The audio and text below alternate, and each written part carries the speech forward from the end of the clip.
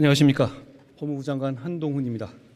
대한민국 정부를 대표하여 국회의원 이재명에 대한 체포동의 요청 이유를 말씀드리겠습니다. 먼저 이재명 의원에 대한 범죄 사실 요지를 말씀드리겠습니다. 위례 신도시 개발사업 관련 부패방지법 위반 혐의는 정진상, 유동규, 남욱 등과 공모하여 2013년부터 18년 사업 시행 세부 계획 등을 유출하고 서로 짜고 공모 지침서를 만들어서 공개 경쟁을 무력화하여 남욱 등 유착된 민간업체들이 211억 원의 불법 이익을 취득하게 했다는 것입니다. 대장동 개발사업 관련 특경법상 배임, 이해충돌 방지법 위반 혐의는 정진상, 유동규, 김만배 등과 공모하여 2014년부터 김만배 등 유착된 민간 사업자들에게 이하 김만배 일당이랑 약칭하겠습니다. 사업 시행 계획 등을 유출하고 공모 지침서를 만드는 등의 방법으로 김만배 일당을 사업 시행자로 선정한 후 그들 청탁에 따라서 용적률 상향 등 이익 극대화 조치를 해줌으로써 김만배 일당이 7,886억 원의 불법 이익을 취득하게 하고 피해자 성남시에 4,895억 원의 손해를 가하였다는 겁니다. 성남FC 관련 특가법상 뇌물 범죄수익은닉규제법 위반 혐의는 정진상 등과 공모하여 2014년부터 18년 자신이 무리하게 창단한 성남FC가 곧바로 부도나서 정치적 타격 입는 것을 막기 위해서 네이버, 두산건설 등 4개 기업에게 구체적 현안 해결 대가로 뇌물 133억 5천만 원을 성남FC에 주게 하고 그 뇌물 범죄를 감추기 위해서 희망살림이라는 단체를 끼워 넣어 범죄 수익을 가장하였다는 겁니다. 이제부터 각각의 혐의들에 대해 설명드리겠습니다. 이 사건은 일견 복잡해 보이지만 사실 매우 단순합니다. 성남시라는 지자체에서 일어난 이재명 시장과 특정 업자들의 정경유착과 지역 토착 비리로서 이미 이 시장의 공범인 다수 관련자들이 같은 범죄 혐의로 구속 또는 불구속 기소되었습니다. 먼저 위례 대장동 개발 범죄 혐의 관련해서 설명드리겠습니다. 요약하면 성남 시민의 자산인 개발 이권을 공정 경쟁을 거친 상대에게 제값에 팔지 않고 미리 짜고 내정한 김만배 일당에게 고의로 헐값에 팔아넘긴 것이고, 그래서 개발 이권의 주인인 성남 시민에게 천문학적 피해를 준 범죄입니다. 비유하자면 영업사원이 100만 원짜리 휴대폰을 주인 몰래 아는 사람에게 미리 짜고 10만 원에 판 겁니다. 여기서 주인은 90만 원의 피해를 본 것이지 10만 원이라도 벌어준 것 아니냐는 변명이 통할 수는 없을 겁니다. 대장동 개발 같은 대형 부동산 개발은 첫째가 토지 확보, 즉 땅 작업이고, 둘째가 인허가, 이 두 가지가 사실상 전부입니다. 그 두 가지에 드는 비용과 불확실성, 그리고 로또 잡아보려는 민간 업자들 간의 과열 경쟁 때문에 어려운 겁니다. 만약 그 두 가지를 관에서 책임지고 해결해주고 경쟁자도 확실히 제거해준다면 민간업자 입장에서는 아무런 리스크도 없는 땅 짓고 헤엄치기가 되는 겁니다. 대장동 개발에서는 첫째, 땅 작업은 성남시가 원주민 반발 무시한 채 수용권을 동원해서 강제로 싸게 매입해서 해결해줬고, 둘째, 인허가는 아예 처음부터 이 시장 측이 김만배 일당과 한몸처럼 내통하여 진행한 사업이니 100% 보장된 것인데다가 셋째, 다른 경쟁자들도 못 들어오게 이 시장이 불법적으로 막아줬기 때문에 김만배 일당은 큰 수익을 가져갈 만한 중요한 역할을 하지도 위험 부담을 지지도 경쟁을 하지도 않았습니다. 대장동 이 9,606억 원 중에서 성남시가 가져간 돈은 1,830억 원에 불과했습니다. 그렇게 성남시가 일은 다 해놓고 이익은 성남 시민이 아닌 이 시장 측과 유착된 김만배 일당이 독식하게 한 것이 이 범죄의 본질입니다. 이제 이 시장 측과 김만배 일당의 유착에 대해서 살펴보겠습니다. 이재명 시장은 2010년 성남시장에 당선되자 원래 없던 6급 정책비서관 자리를 정진상을 위해서 위인설관하고 그 6급에게 임기 8년 내내 분신처럼 성남시의 업무를 맡겼습니다.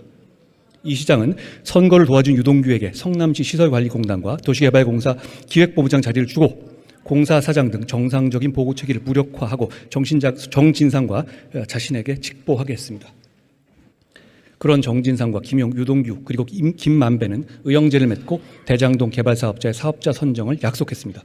김만배 일당은 이재명 지지 댓글 작업을 하고 방송기자를 통해서 경쟁 후보를 공격하고 종교단체에 돈을 주는 등 이 시장 선거를 지원했습니다. 2014년 성남시장 선거 당시에 정진상과 김용은 김만배 일당으로부터 뇌물 수억 원을 받았고, 김용은 2021년 이재명 대선 경선 자금으로 8억 원이 넘는 돈을 받아 구속되었습니다. 정진상은 유동규와 김만배와 대장동 특혜 대가로 428억 원의 뇌물을 받기로 약속한 범죄 혐의가 소명되어 법원에서 구속영장이 발부됐습니다. 위례 대장동 사업에서 이 시장 측은 다양한 사기적 수법들을 동원했습니다. 첫째, 이 시장은 대장동 원주민으로부터 강제로 땅을 수용할 때는 이미 확정된 서판교 터널 개통 사실을 고의로 숨겨서 땅값 상승 반영 없이 싸게 사게 해주고, 불과 몇 달 뒤에 김만배 일당이 그 땅을 팔아서 돈을 벌 때는 서판교 터널 개통으로 인한 땅값 상승을 반영하여 비싸게 팔게 해줬습니다. 둘째, 이 시장 측은 위례 대장동 공모지침서를 남욱, 김만배 등 일당과 함께 만들었습니다. 아예 수험생이 시험 문제를 직접 출제하게 한 겁니다.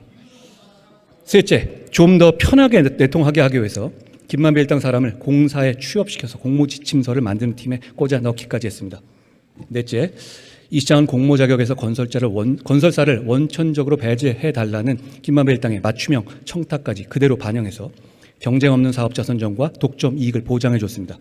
다섯째, 이 시장은 김만배 일당이 원하는 대로 용적률을 상향하고 임대아파트 비중을 줄여줬습니다.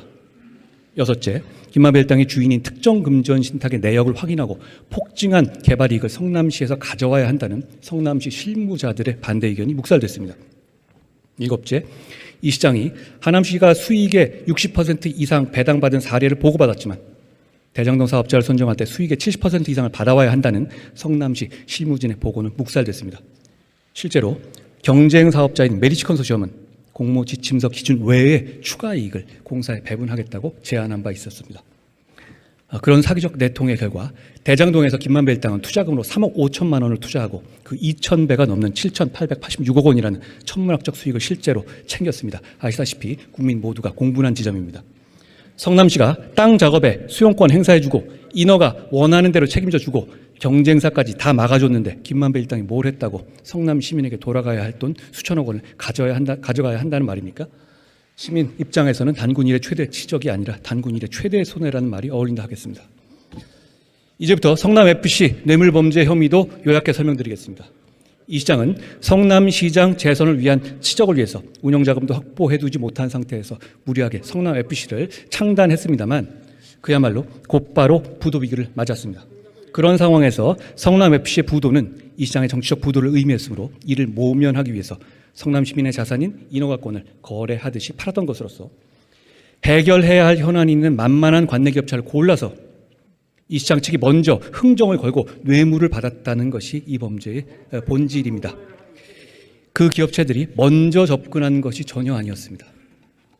두산건설은 용도 변경과 용적률 상향, 네이버는 건축 인허가 용적률 상향, 진출입로 변경, 차병원그룹은 부지매각 용도 변경 용적률 상향, 푸른위례는 분양가 심의, 아파트 준공 승인 등이 거래 대상이었고 이 시장이 실제로 다 들어줬습니다. 그 대가가 바로 133억 원이 넘는 현금 뇌물이었습니다. 그 과정에서 희극적 상황들이 속출했습니다. 첫째, 네이버는 축구팀 광고비 명목으로 수십억 원을 내면서도 광고를 하기는커녕 외부에서 모르게 비밀로 하려고 전전긍긍했습니다. 기업이 광고비 내고도 광고를 비밀로 하기를 원했다는 사실이 이 돈의 실질이 부정한 돈이라는 것을 단적으로 보여주는 것입니다. 둘째, 후불제 뇌물, 할부식 뇌물 방식으로 뇌물이 지급됐습니다. 기업들이 이재명 시장 믿지 못하고 약속한 청탁을 실제로 들어주는 것을 건건히 확인하고 나서야 뇌물을 지급한 것이었습니다. 불법의 대가성이 이렇게 명확하고 노골적이었습니다. 셋째, 성남FC는 이 시장의 선거 지원과 측근들을 챙기는 용도로도 활용됐습니다.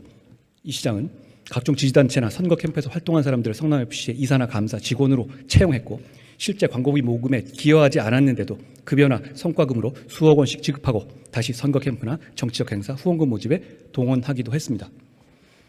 인허가는 사고 팔 수 있는 물건이어서는 안 됩니다. 그렇게 된다면 돈 있고 빽 있는 사람만 인허가를 받을 수 있게 됩니다.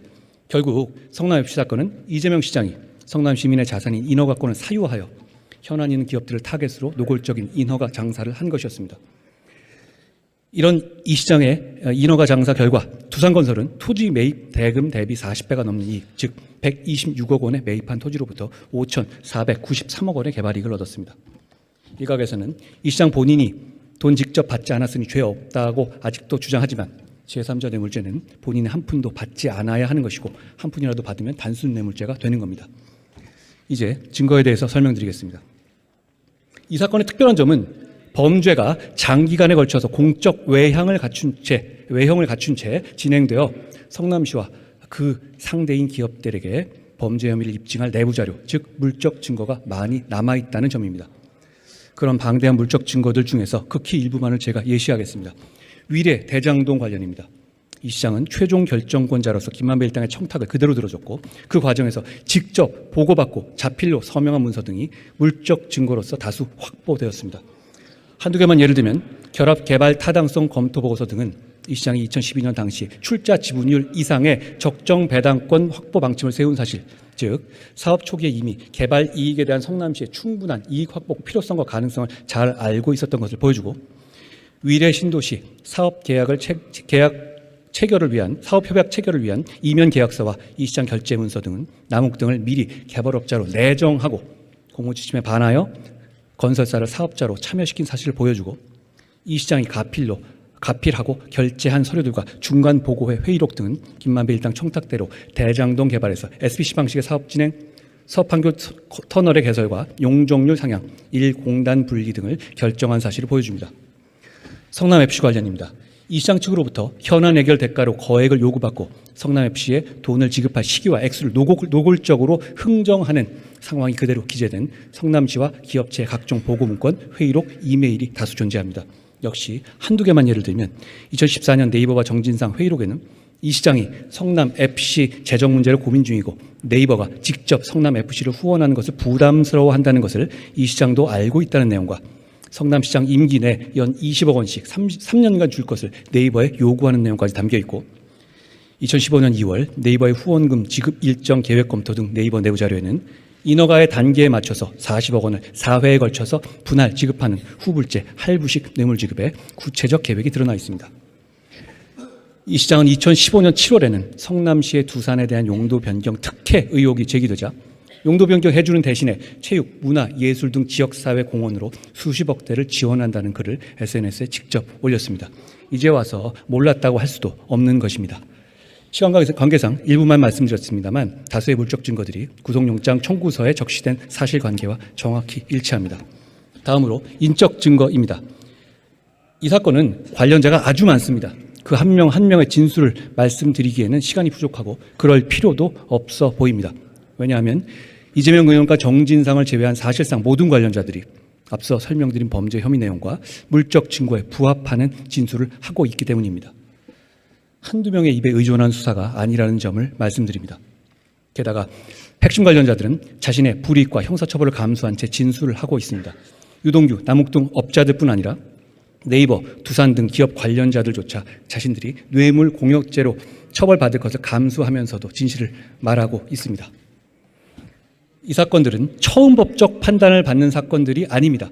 잘 아시다시피 이 사건에 대해서 법원은 이미 여러 차례 불법에 대한 판단을 한 바 있습니다. 2021년 10월 이후에 유동규와 김만배, 남욱 등에 대해서 이 시장의 범죄 사실과 동일한 배임 등이 소명되어 법원에서 구속영장이 발부됐습니다. 정진상은 이 시장의 범죄 혐의 관련 부패 방지법 위반과 뇌물수수 혐의가 소명되어, 김용은, 김만배 일당으로부터 대선 경선 자금 수수가 소명되어 각각 법원에서 구속영장이 발부됐습니다. 그 밖에도 이 시장 범죄 혐의와 관련하여 최윤길, 정영학, 정민용, 주진영, 정재창 등이 기소됐으며 성남FC 관련해서 두산건설의 대표와 성남시 공무원도 이 시장에 대한 바로 이 범죄 혐의로 기소됐습니다. 게다가 얼마 전에 김만배는 두 번째로 구속됐습니다. 범죄 수익 은닉, 즉 이 사건 대장동 개발 사업 관련 배임 등의 범죄로부터 발생한 수익을 은닉하였다는 범죄 혐의가 법원에서 소명된 겁니다. 다시 말하면 범죄가 존재한다는 것을 전제로 법원에서 범죄 수익을 은닉했다는 구속영장이 발부된 것입니다. 이 많은 공범들과 관련자들에 대한 법원에서 소명된 구속 이유와 공소 사실은 이 시장에 대한 이 사건 핵심 범죄 사실을 모두 포함하고 있습니다. 다 소설이고 조작이고 증거 없다는 주장, 불법 없었다는 주장을 할 단계는 이미 지나갔습니다. 이제 마무리하겠습니다. 대장동 사건, 위례 사건, 성남FC 사건은 죄질과 범행의 규모 면에서 단 한 건만으로도 구속이 될 만한 중대 범죄들입니다. 법률에 정한 구속 사유는 도망에 염려한 화이트칼라 범죄에서는 곧 중형 선고 가능성을 의미합니다. 유력 정치인이기 때문에 도망갈 염려가 없다는 주장대로라면 이 나라에서 사회적 유력자는 그 어떤 범죄를 저질러도 구속되지 않아야 하고 전직 대통령, 대기업 회장들은 왜 구속되어 재판을 받았는지 설명할 수 없을 겁니다. 이번 체포동의안은 다른 국민들과 똑같이 법원에 심사를 받게 해달라는, 즉 판사 앞에 나오게만 해달라는 요청입니다. 수많은 이원의 공범들 그리고 다른 모든 국민들이 따르는 대한민국의 형사사법 시스템에 따라달라는 요청입니다. 제가 지금까지 설명드린 어디에도 민주당 대표 이재명의 범죄 혐의는 없습니다. 오직 성남시장 이재명의 지역 토착 비리 범죄 혐의만 있을 뿐입니다. 어떤 결정이 2023년에 대한민국의 상식과 법에 맞는 것인지 우리 모두 알고 있습니다. 국민들께서 지켜보고 계실 거라고 생각합니다. 감사합니다. 한동훈 법무부 장관 수고하셨습니다. 이 안건과 관련하여 신상 발언 신청이 있습니다. 이재명 의원 나오셔서 발언해 주시기 바랍니다.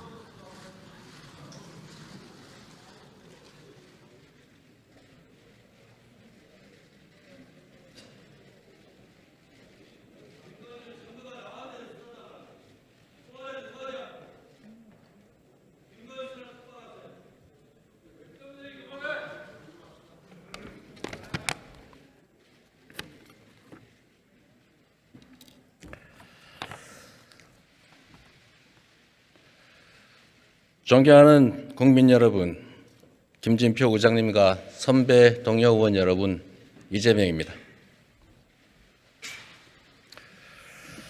국가적 위기와 민생의 고통이 큰 지금 참으로 안타까운 심정으로 이 자리에 섰습니다. 뚜렷한 혐의도 없이 제1야당 대표를 구속시키려는 헌정사상 초유의 이번 사태는 대한민국 헌정사의 역사적인 한 장면으로 남을 것입니다. 영장 혐의 내용이 참으로 억지스럽습니다. 돈을 버는 것이 시장의 의무도 아니지만 적극 행정을 통해서 5,503억 원을 벌었음에도 더 많이 벌었어야 한다라며 배임죄라고 주장합니다. 개발 이익의 70%를 환수 못했으니 배임죄다라고 하는데 70%라는 수치는 대체 어디서 나온 것입니까? 그렇다면 개발 이익 환수가 아예 0%인 부산 LCT, 양평 공흥지구 그리고 보통의 일반적인 민간 개발 허가는 대체 무슨 죄가 되는 것입니까? 대법원도 성남시가 환수한 즉 번 돈이 5,503억 원이라 판결했는데 검찰은 여전히 환수한 금액이 1,830억이라 우깁니다. 미르재단과는 달리 성남FC는 성남시 조례로 설립된 시 산하 기업이기 때문에 사유화라고 하는 것이 불가능합니다. 성남FC는 시 예산으로 최종적으로 운영되는 만큼 자체 수입이 늘면 세금 지원이 줄어들어서 성남시가 혜택을 볼 뿐입니다. 누구도 성남FC를 통해 사익을 취할 수 없고 실제 사익을 취한 바도 없습니다. 기업 유치를 위한 성남시 행정은 모두 적법하고 정당했습니다. 시 예산으로 운영되는 시 산하 기업의 광고 수입이 어떻게 뇌물이 될 수가 있습니까?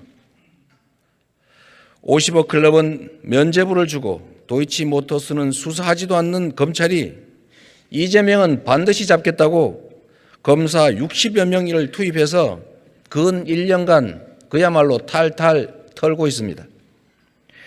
저를 겨냥한 압수수색이 보도된 것만 332차례, 윤 대통령 취임 후 매일 한 건 이상입니다. 공개 소환도 3차례나 했지만 모멸감을 견디며 모두 응했습니다. 죄도 없이 저와 안다는 이유만으로 압수수색에 소환 조사를 받으면서 힘들어하는 주변 사람들을 볼 때마다 참으로 미안하기 그지 없었습니다. 수사가 사건이 아닌 사람을 향하고 있습니다. 목표물을 잡을 때까지 하는 사법 사냥입니다. 그런데 검찰에 목이 잡혀 궁박해진 이들의 바뀐 진술 말고는 그 장기간에 대규모 먼지털이 수사에도 아무 증거가 나오지 않습니다. 오히려 1,000억 이상을 추가 부담시켜서 업자들이 욕을 하면서 반발한 사실이나 정영학 녹취록 내용 같은 무죄의 정황만 차고 넘칩니다.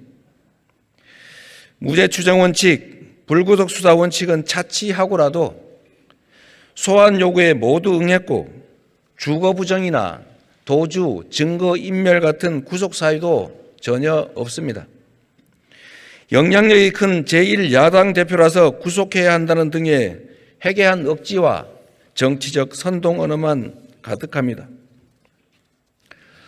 존경하는 선배 동료 의원 여러분, 권력자가 국가 위기와 국민 고통을 외면한 채 권력을 사적 이익을 위해 남용하는 것은 주권자에 대한 배반이고 민주공화정에 대한 도전입니다. 주권자를 대신해서 국회가 내릴 오늘 결정에 대한민국 민주주의의 앞날이 달려 있습니다. 법치의 해탈을 쓴 정권의 퇴행에 대해서 여러분께서 엄중한 경고를 보내주시기 바랍니다. 존경하는 국민 여러분, 아무리 깊어도 영원한 밤은 없습니다. 매서운 겨울도 결코 봄을 이길 수 없습니다. 진실의 힘을 믿겠습니다. 그리고 국민과 역사의 힘을 믿겠습니다. 고맙습니다.